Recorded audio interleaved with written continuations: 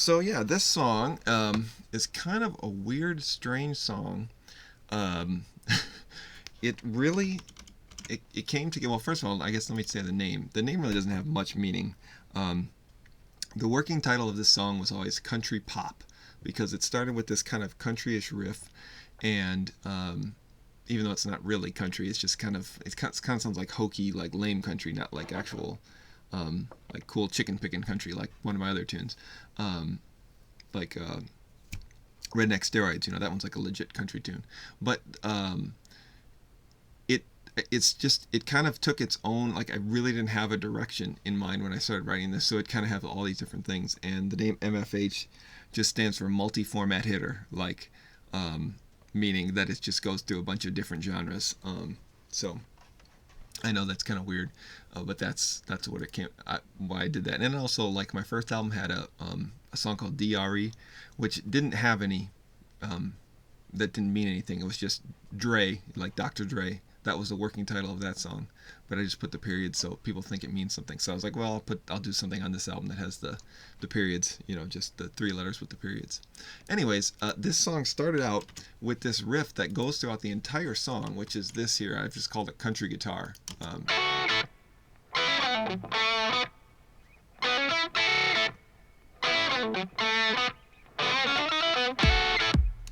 So I came up with that. It was actually in the middle of teaching a lesson once, and just kind of that riff just like popped out, and I was like, okay, I should, record it on my phone real quick so I could save it for later. And then got home and started working on it. And the track I use is just a scratch track, because I kind of couldn't replicate. It was just just plugged in, recorded real quick, and I couldn't really replicate exactly what I was doing. So I was like, I'm just going to use the scratch track, and so that's why it doesn't sound perfect. It's not like the greatest tone, but it lends to that, and it's just like I said, it really just repeats through most of the song. You can see the track right here, where it's gonna be there for most of. There's just some couple different parts where it's out, but yeah. So just that track by itself. Sorry, I'll just skip to that other stuff.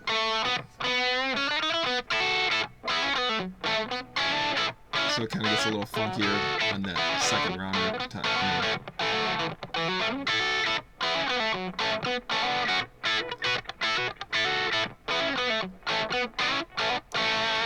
So that's like one time around, and that whole thing I just looped that. Okay. So then what else you got coming in? So again, just talking about this, I knew that once it came in, I just kind of heard this little drop after this bass line, and I kind of wanted to lean more on like just some kind of modern pop stuff, and I guess I'll talk about that more when it gets into that. But the first thing that comes in is just a cheesy sorry, kind of think like 90s techno, something like that. And then this bass part is just a scratch part as well, and then I kept it. It's just my bass played with a pick, nothing really. Again, I wasn't trying to, a lot of times I'll play fingers, but I just kind of wanted a pick sound, and just doesn't sound the best, but it works,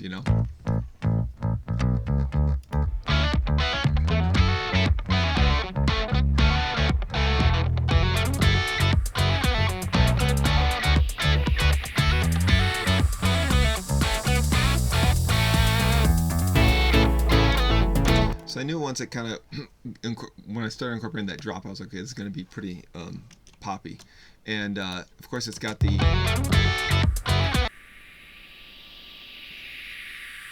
call these like your risers, kind of opens up. And then, of course, there's like a sub drop when it kicks into the,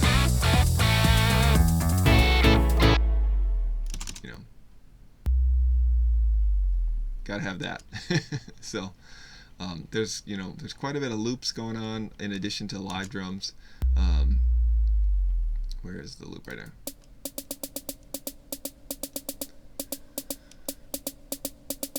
So then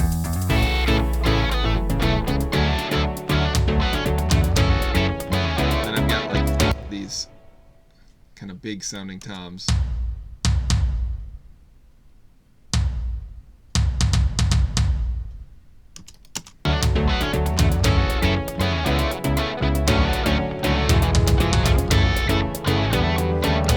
And then the keys come in as well here.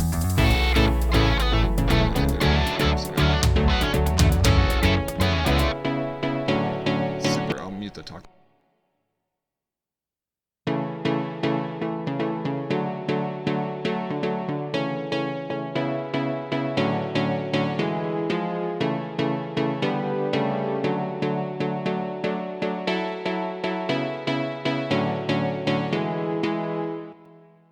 So two things I wanted to incorporate with the chord progression. I knew I wanted to do, like I love in, it happens in so many pop songs, like if you're in a minor key. So this song is in like, F sharp minor, and A major, whatever you want to call it. So it goes from like, when the drop comes in. So it starts on the 1 chord, 4 chords, so it's like A to D. Right here, there's like it's like a three minor chord, and minor 7, and that's just something that happens a lot where you're going, if you think of it like it goes to from the 6 to like the 3, and I just always like and then the 3 goes back up to the 4, and it's just a real common thing. And then I know I also wanted to do the thing where you go to, like, I guess that would be like the 5, you do like a 2-5 into the 4 chord, so you make like the E go, E minor 7, A7, D7. That's just like the gospel R&B change, and I'll show you where that is.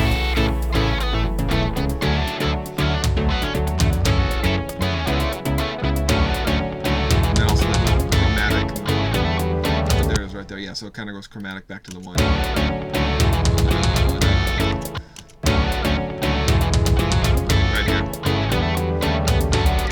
And then you can walk the bass chromatic, da, da, da.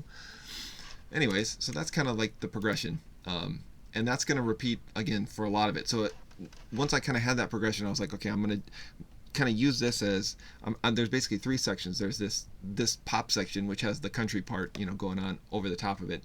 There's like this prog section, which comes up next, and then there's like kind of this fusion-y section. So those are the 3 sections, but most of the song was going to be this pop section, just playing over and over again with different things coming in and out, adding things, taking things away, and just trying to lean on the production. So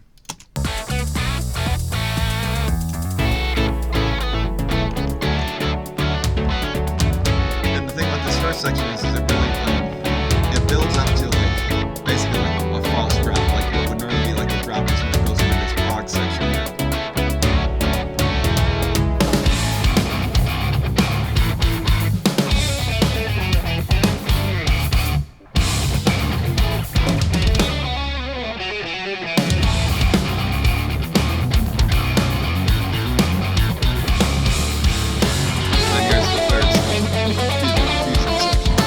So just talk about this prog section real quick. This is heavily influenced by this friend of mine. He's in this band called Arch Echo, and sorry, I had to get a drink of water. They're just a really cool prog band, and this is kind of in the style of some of the stuff that they do. So it's really kind of the riff doesn't really have any. It would probably be actually pretty hard for me to figure out the exact notes I played. It's not meant to be, I mean, it shifts a little bit. It's mostly in, it goes to like B minor here, which is, I guess, would be like the minor 4 for an F sharp, or like the 2 if you're thinking of an A. But it's just meant to be a completely different section, like kind of hit you upside the head, like, whoa, I wasn't expecting that, because it goes from all these loops and keys and stuff, and then it's like heavy guitar, bass, and drums, and that's it. So, and this is where the live drums come in. So let me show you the drum bus here. So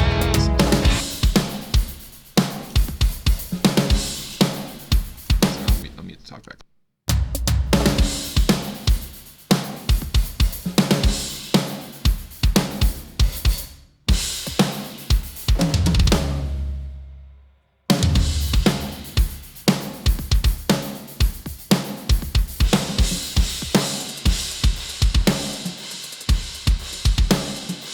Once it gets to this section, I mean, there was a little loop that was playing with the live drums, like right here.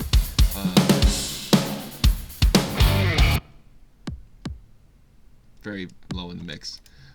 But when it gets to that third section, it's kind of got that. Now this is that whole beat, that it's, I guess that's like a trap beat, which is, you know, all the, like, everyone's doing that right now. But when I wrote this like a couple years ago, I didn't even really know about that. So, I mean, I guess I that was starting to come on the radio, so I probably had heard that. I just didn't know that that was like a trap thing or whatever. That hi-hat, you know, it's very good. Like tick tick tick tick. It's just got those like super fast. I don't know what those are. 30-second notes or something. 16-note triplets. But anyways, so what's going on with the drums here? Just like I always do. That's the actual kick sample. Here's the real snare. Snare down. Here's the first snare sample. Second snare sample. I just have those two samples. I have, you know, this first one's really deep, really fat. Second one's really high, but still pretty fat, really cracky though. And then I kind of lean on the overheads, the rooms, and the actual snare sound to change, you know, change it up from song to song. But I mostly use those same samples on every song.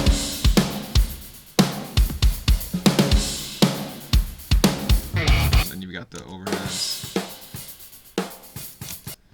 the room, the downstairs room, and the upstairs room. To me, that's just, I always say that's such a magic sauce. I'll go back and forth. I'll mute the talkback of taking the rooms out and putting them back in. You'll see.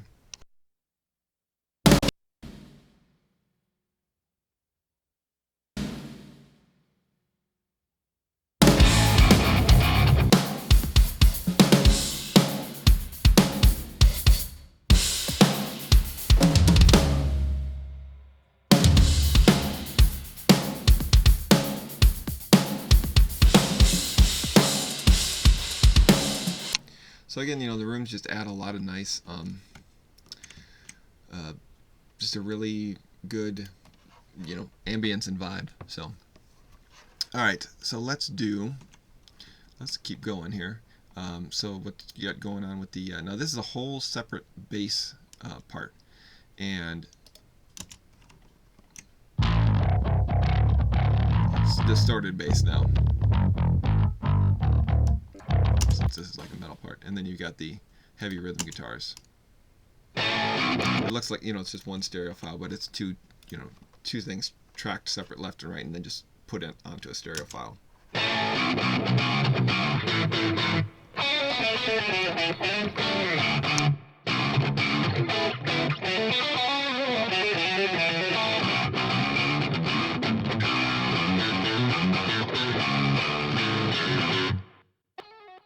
And what's kind of interesting about that is I'm not using, like, that's like my 7th string, but I'm not using just a bridge pickup, which you would normally use when you're tracking something heavy. I'm actually on the middle position, which splits the inside two humbuckers to singles. So it's like that John Petrucci middle clean sound. But it actually sounded really cool, real heavy, it's kind of real percussive. I ended up using that on my other song, Gains, too, which I'll go through eventually.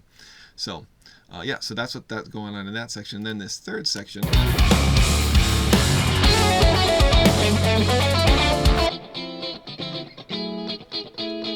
So again, this is kind of more Greg Howe kind of influenced.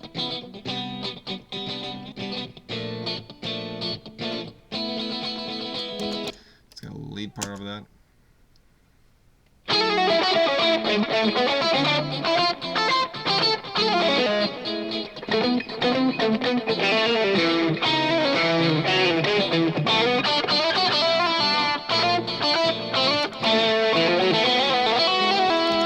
And that's leading back to that original section. And then what's interesting is I kept the dirty bass line going through this part.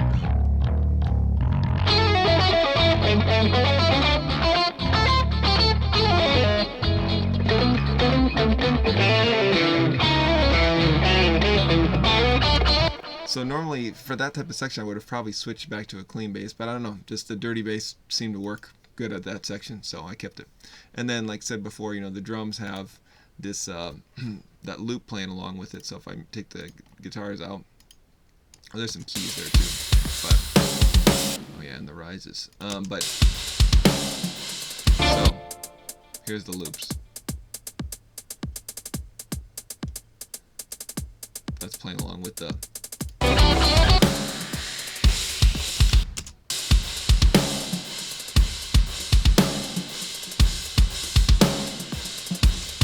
And then you've got, there's the keys right there. Really just what I was doing. So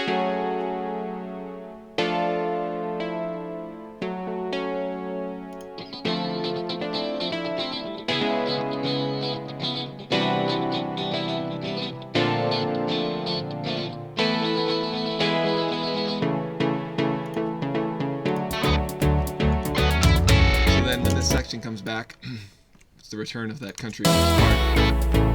And that original bass line, first couple bass drop here, like when it first came in.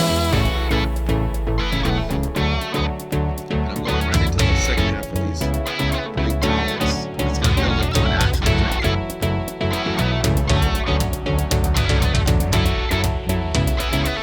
Riser again.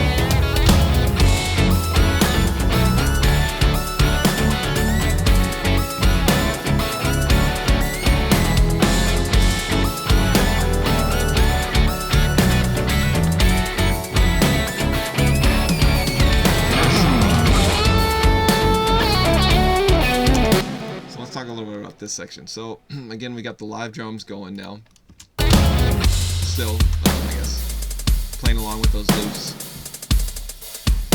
But we've got a little more heavy loops in there. So if I take out the, if I just do, now we've got this added in. So we got the claps and kind of the heavier bass loop down here, or maybe it's this one. That's this one, because before it was only this one right here was going on, not this one.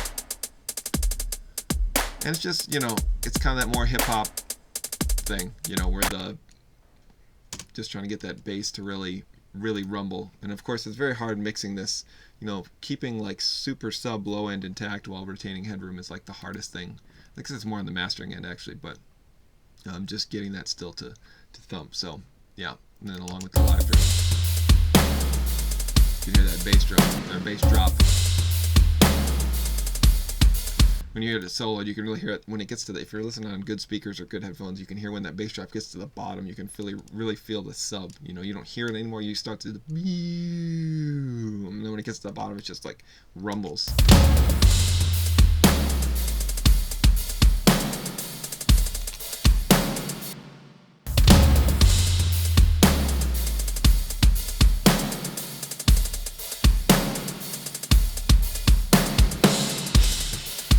So yeah, I mean, I remember working pretty hard to get, you know, you have to work hard to get, like, when you have the kick and that, like, loop kick, you know, working together, you know, they're fighting in the same area, and it's kind of like which one is going to get, which is, you know, accentuating which frequencies and stuff. So it's kind of trying to get those to work together. Trying to remember what if I did any weird, like, cuts on the,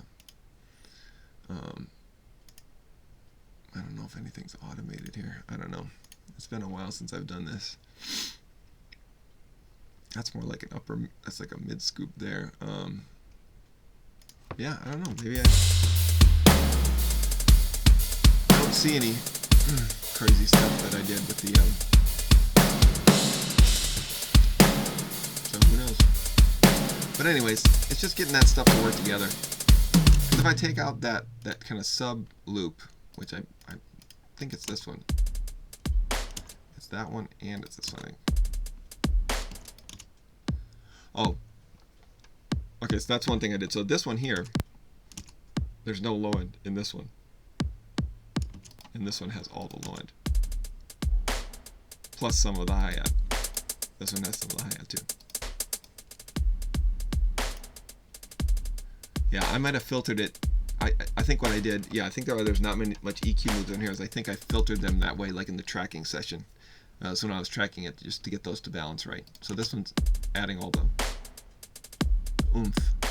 So if I play the drums, and then I take out the one with the oomph,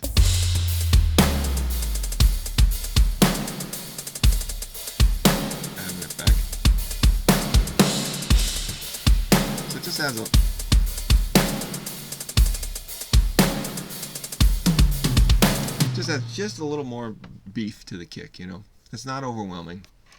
So, and then that's, you still got. And then one thing I do at this section is once it starts repeating, every time the section is introduced, it starts with the A, the 1 chord, but every time it loops around, the first chord now is the 6th chord. And then I have some more bass going on here too. So we still have this pick bass, but we also have the synth bass.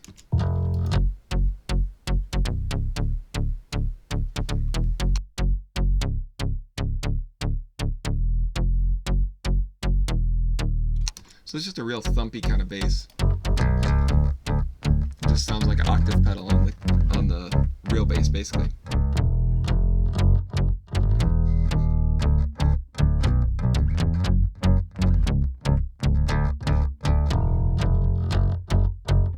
So that's just a cool way, to guys do that all the time. Add a synth to a real bass just to get some more bottom end. Again, just goes with that whole kind of poppy hip hop sort of thing there. So again, we've got all this stuff going on. We still got the country guitar part. Kind of turn it up. And I was just really surprised at how well that country part went with this whole thing. I wasn't planning that when I originally wrote the song. It ended up working really well over that progression still. And when I get to this section later, I call it like the cheesy, almost disco section. It's kind of what I had imagined this, this little riff going over something. And then it was only when I kind of changed the chords around and changed the style that it ended up fitting over this too. So. And then you've got the heavy guitars that I'm, using in the other section. They're just basically doubling the bass. So you put all that together, sounds pretty sick.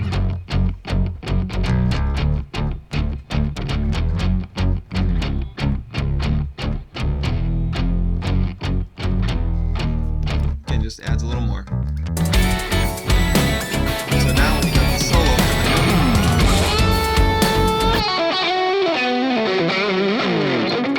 So I did, once this part came in, I did drop out the country riff because I figured that would kind of distract from the solo, but everything else is still in. And I'm adding another clean part here. This part's really hardy.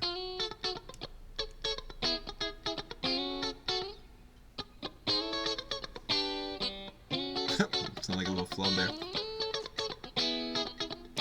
But yeah, so if you put that kind of with the bass and the keys,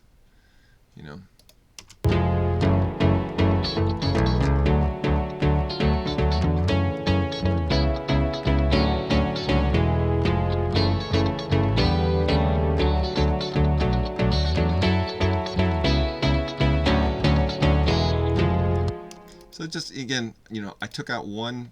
Kind of the thinking there is you take out one thing, this country riff, and then you can add in another thing. So you kind of make room for something else. That's just there's a million ways to produce a song, but one way of thinking is if you want to add something, take something else out. So you're not just stacking stuff, a million things. But or the other approach is kind of like I do with this in some parts. So you stack stuff, but then you take stuff away. So one thing I did forget about was this lead, which again. This is like the melody during the song.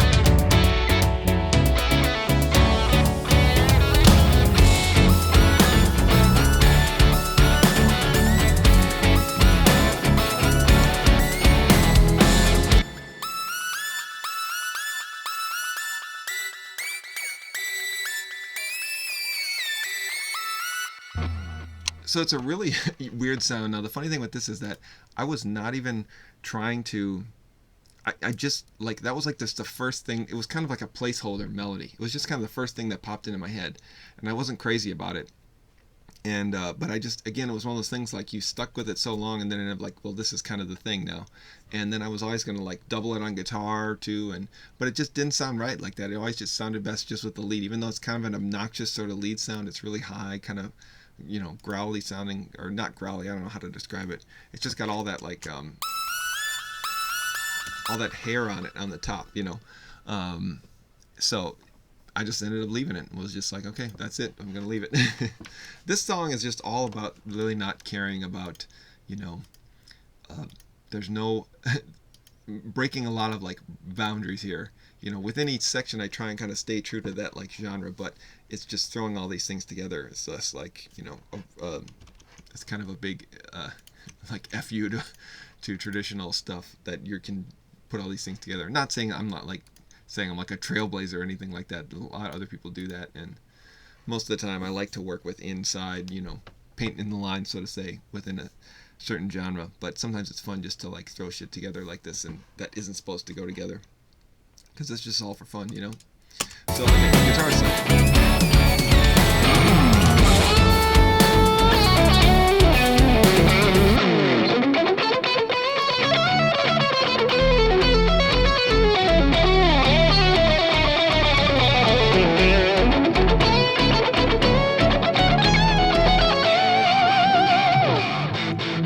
And that solo, again, just like the lead part, is on that middle pickup setting. So again, kind of a different sound, but I just was really digging it. So kind of sparkly. And it really, like, this is a good thing about like when you get a different sound or a different guitar, it makes you play a different way. So when I kind of hear that sound, I'm thinking more like kind of staccato-y stuff, and that's kind of why that came out that way.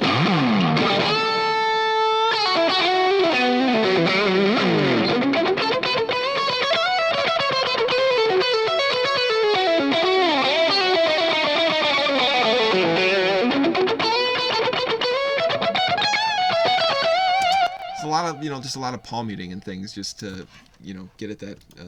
Again, it just makes you play a different way. So this is the prog section, part 2. Only difference here, again, I never like to go to one of my, I may have not said this, but one of my philosophies on production is like when you go to a section a second time or a second verse, like always have something a little different the second time around. Never just do a section exactly the same again.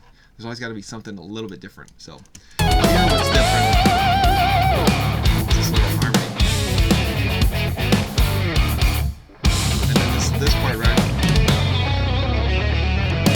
That little bass line that goes during the break. And again, that was another just total mistake. Something I had done kind of by accident, just like screwing around. And I ended up liking it and left it. It's kind of weird. I was just like, this sounds so cool, I gotta keep it.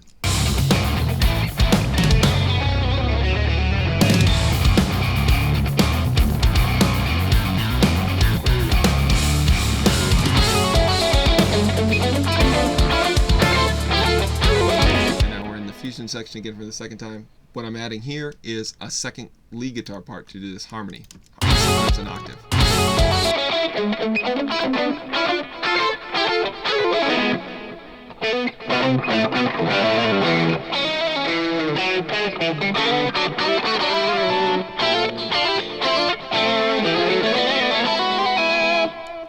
Okay, so just a little different with just adding that. Sometimes harmonized and I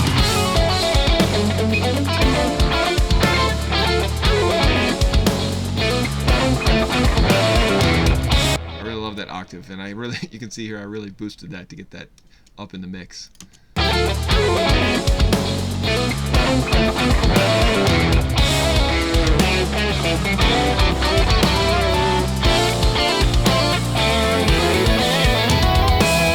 There's like 3 different parts there. That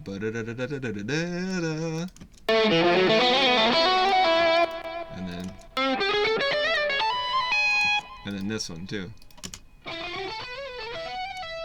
So I think this, yeah. So all together you get the 3 parts.